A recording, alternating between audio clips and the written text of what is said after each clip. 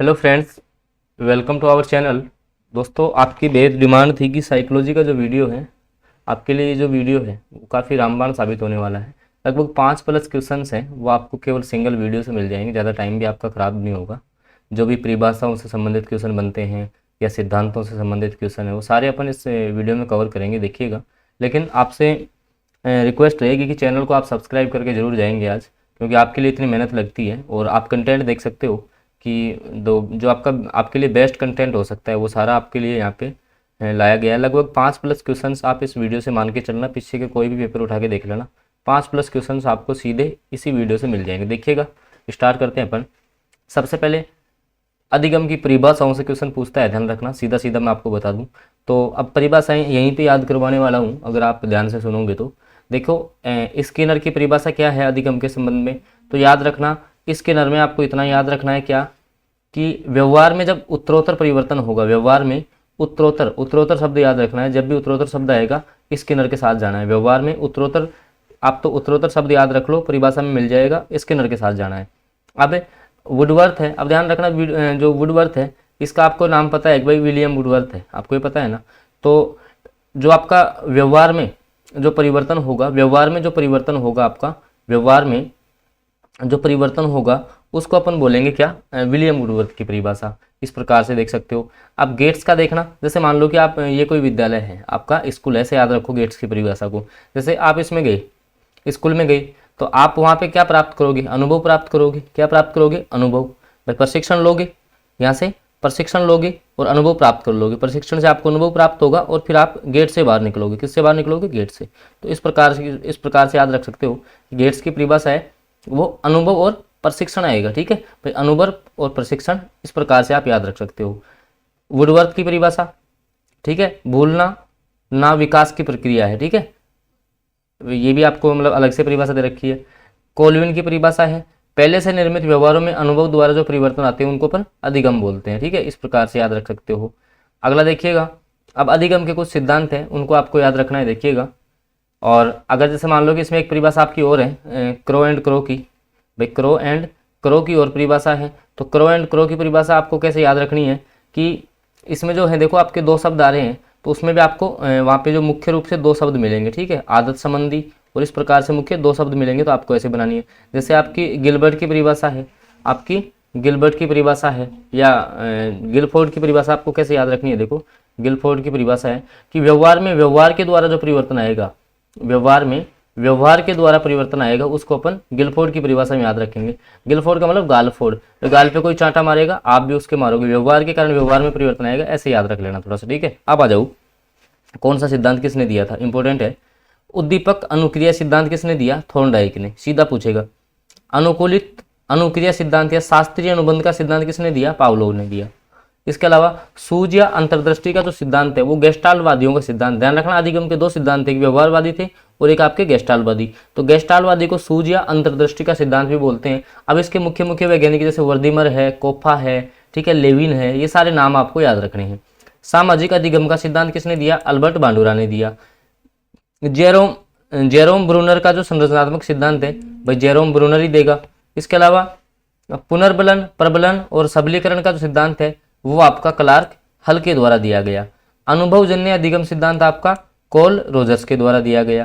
अब देखो question one liner कैसे बनते हैं कि सीखना विकास की प्रक्रिया है। ठीक है, तो ये आपका जो है वो किसका कथन है, सीखना विकास की प्रक्रिया है, तो ये आपका वुडवर्थ का कथन है। किसका है, वुडवर्थ का। सीधा बार बार पूछी गई है परिभाषा, ये देख लेना आप कितनी बार ये क्वेश्चन आया हुआ है कि सीखना विकास की प्रक्रिया है, वुडवर्थ का कथन है। ठीक है, व्यवहार के परिणाम स्वरूप व्यवहार में जो परिवर्तन आएगा, भाई व्यवहार के द्वारा जो व्यवहार में परिवर्तन आएगा उसको अधिगम बोलते हैं। तो गिलफोर्ड की मैंने बताया ना, ठीक है, गाल फोड़ो किसी का तो वो भी आपका फोड़ेगा। ठीक है ना, ऐसे याद रख लेना। सीखने के नियम किसने दिए थे, थॉर्नडाइक ने दिए थे। अधिगम की कितनी विधि, 8 विधियां हैं। किसी भी क्रिया का अन्य सामान्य परिस्थितियों में उपयोग किया जाना कहलाता है, अधिगम का स्थानांतरण कहलाता है। ठीक है, और पावलोव कहाँ के थे, रूस के थे, अगर कई बार क्वेश्चन भी पूछ लेता है तो। ठीक है, और इनको पाचन क्रिया पे हो सबसे पहले नोबेल प्राइज मिला था, ध्यान रखना। और जो इन्होंने कुत्ते पे प्रयोग किया था, आपको पता है, कुत्ते पे प्रयोग किया था। और शास्त्रीय अनुकूलन सिद्धांत भी इसको बोलते हैं, इसको। ठीक है, इसके अलावा ऐसे पूछ सकता है कि अनुकूलित अनुक्रिया सिद्धांत है वो किसका है, तो आपके पावलोव का हो जाएगा। ठीक है। इसके बाद देखो सबसे जैसे अनुकूलित अनुक्रिया सिद्धांत किस जानवर पे प्रयोग हुआ था, तो कुत्ते पे प्रयोग हुआ था, ठीक है। थॉर्नडाइक कहाँ के थे, अमेरिका के थे। अगला है अनुकूलित अनुक्रिया सिद्धांत में प्रकृति उद्दीपन है, उद्दीपन कौन था, भोजक था, ठीक है, उद्दीपक की बात कर रहे हैं।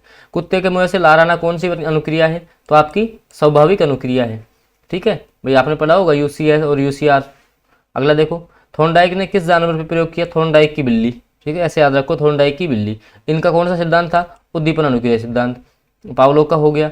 थॉर्नडाइक का जो सिद्धांत है उसको अपन उद्दीपक अनुक्रिया सिद्धांत बोलते हैं, तो एसआर थ्योरी आएगी, ठीक है। एस और आर क्या है, एस यहाँ पे क्या है, उद्दीपक है, आर क्या है, अनुक्रिया है, कई बार सीधा पूछ लेता है।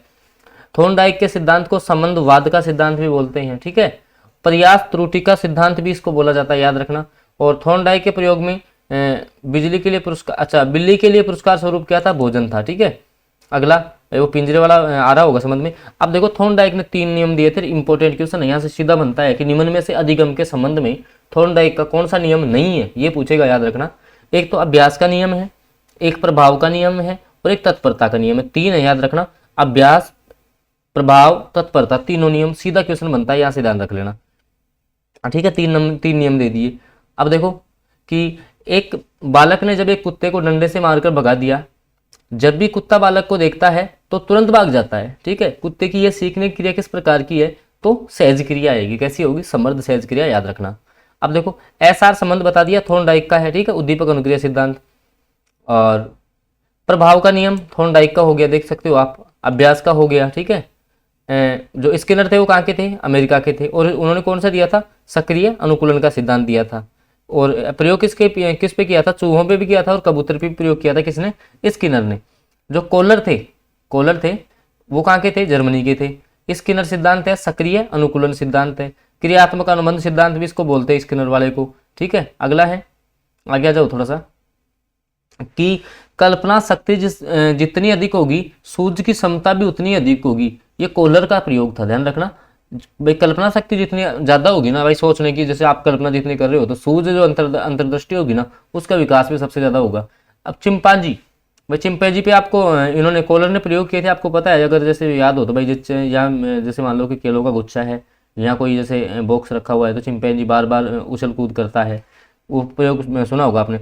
कोलर का प्रयोग है, वो सीखने कौन सिद्धांत पे है, सूझ का सिद्धांत भी बोलते हैं, ठीक है। सूझ का सिद्धांत किसने दिया है, अंतर्दृष्टि सिद्धांत किसने दिया, सीधा पूछेगा गेस्टाल्टवादियों के द्वारा।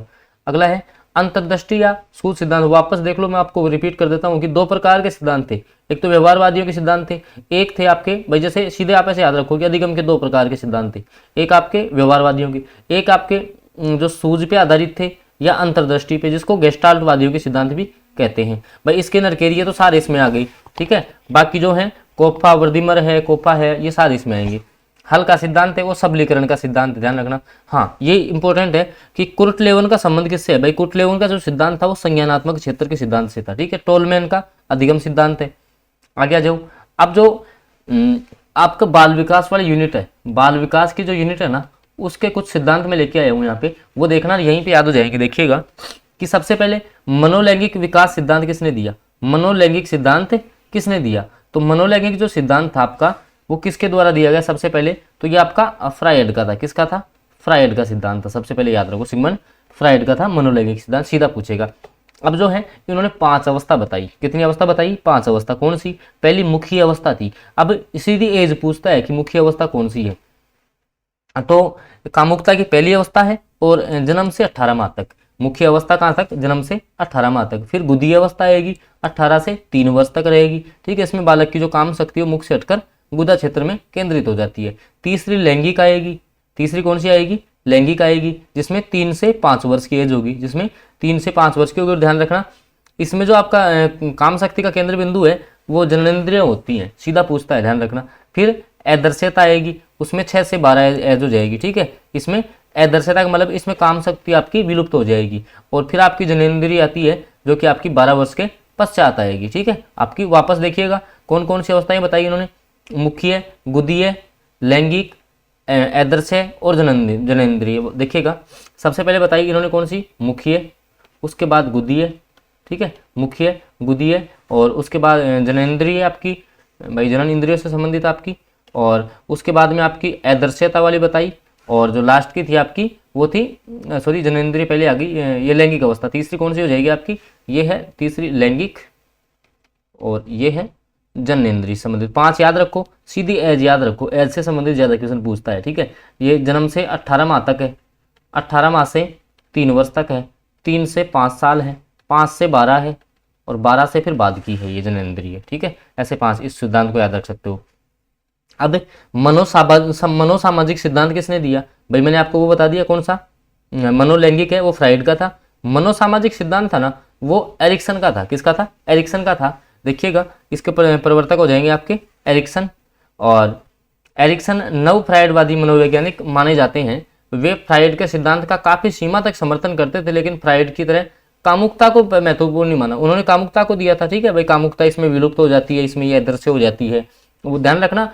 मैं फिर आपको बता दूं, जो मनोलैंगिक सिद्धांत था अभी अपन ने पढ़ा है, फ्राइड का मनोलैंगिक सिद्धांत, उसकी अवस्थाओं का क्रम और एज आप फिर से याद रख लेना, पहले बता रहा हूँ। जैसे मुख्य है, उसके बाद में आपकी गुदीय है, फिर आपकी लैंगिक है, फिर अदृश्य है, फिर जननेंद्रिय है। तो इनकी जैसे भाई जन्म से 18 माह तक, फिर 18 माह से 3 वर्ष, 3 से 5 वर्ष, 5 से 12 वर्ष, 12 वर्ष से बाद में, ऐसे सीधा याद रखना। अब देखो इनके जो सिद्धांत में व्यक्तिगत, संवैगिक, इमोशनल, सांस्कृतिक और सामाजिक विकास, जो सोशल डेवलपमेंट है, उसको सम्मिलित किया गया किसमें, मनोसामाजिक सिद्धांत में। अब देखो मनोसामाजिक सिद्धांत में जो है इसमें कौन कौन से आपके चरण आएंगे वो सीधे आपको याद रखनी है। और इसमें जो है वो 8 विभिन्न अवस्थाओं में बांटा है। जो आपका एरिक्सन का जो सिद्धांत है ना, इसमें जो है वो 8 अवस्था में एक बच्चे की अवस्थाओं को माना है। जैसे सबसे पहले आपकी जो शैशव अवस्था आती है भाई, जो शैशव आपका होता है वो आपका जन्म से 18 माह, जन्म से 18 माह तक होता है, तो इसको शैशवावस्था बोलते हैं। इसको विश्वास और अविश्वास की अवस्था बोलते हैं। पहली अवस्था कौन सी आएगी, विश्वास और अविश्वास की अवस्था आएगी जन्म से 18 माह तक, जन्म से 18 माह तक। और बच्चे अपने माता पिता को देखकर उचित स्नेह व प्रेम मिलता है, जिसमें उसमें विश्वास की भावना जागृत होती है।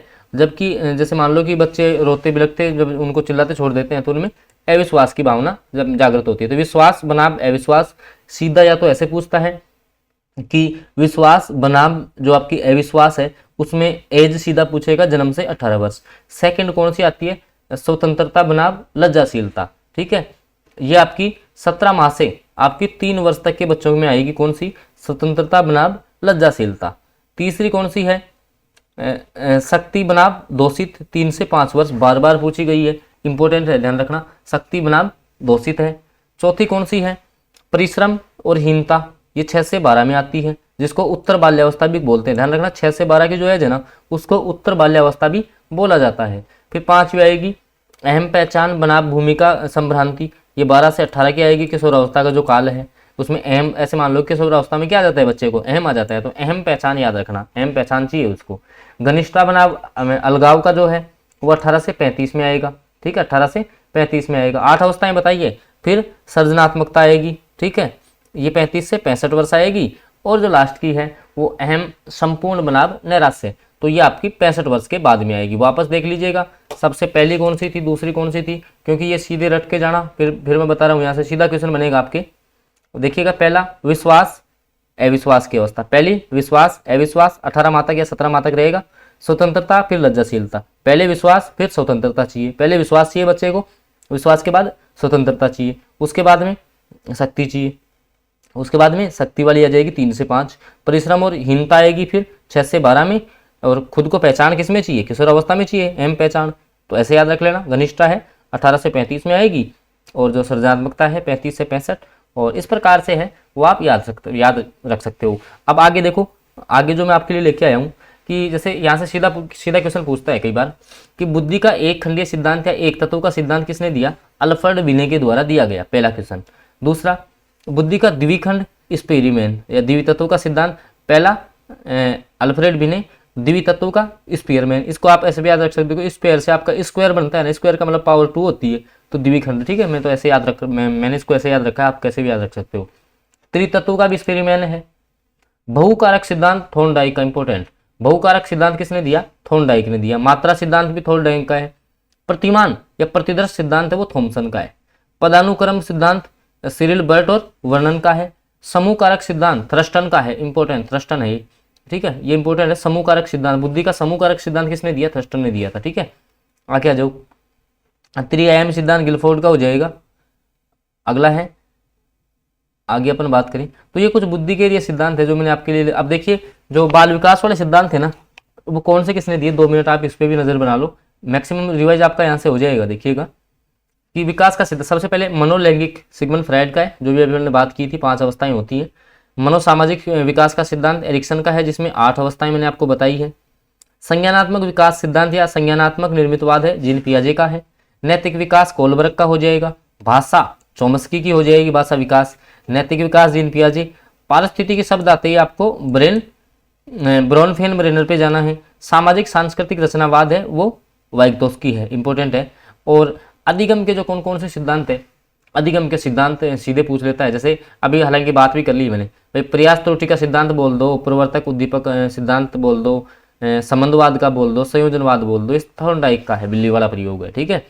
अनुकूलित अनुक्रिया का सिद्धांत पावलोक का है, जिसको शास्त्रीय अनुबंधन बोल दो। क्रमबद्ध, आपको हल, जब भी आप खेत में हल चलाओगे तो क्रम से चलाना पड़ेगा आपको, ऐसे याद रख सकते हो। अंतरराष्ट्रीय सूझ का सिद्धांत गेस्टाल्टवादियों के हैं, उसमें कोलर है, मैक्स वर्दिमर है, कोफा है, ठीक है, लेविन कुर्ट भी है, इसमें याद रखना।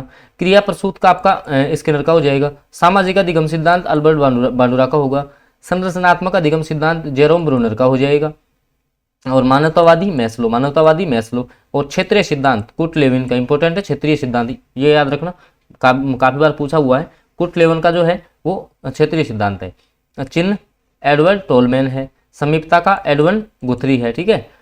अर्थपूर्ण शाब्दिक अधिगम का सिद्धांत आसुबेल का है। तो ये सारे हैं। रॉबर्ट गेने का भी याद रखना, अधिगम जो सोपानी सिद्धांत है या अधिगम जो स्थानांतरण का सिद्धांत है, वो आपका रॉबर्ट गेने का याद रखना, ठीक है। समान तत्वों का सिद्धांत ये थॉर्नडाइक का हो गया। सामान्यीकरण का सिद्धांत है CH जड़ का हो गया।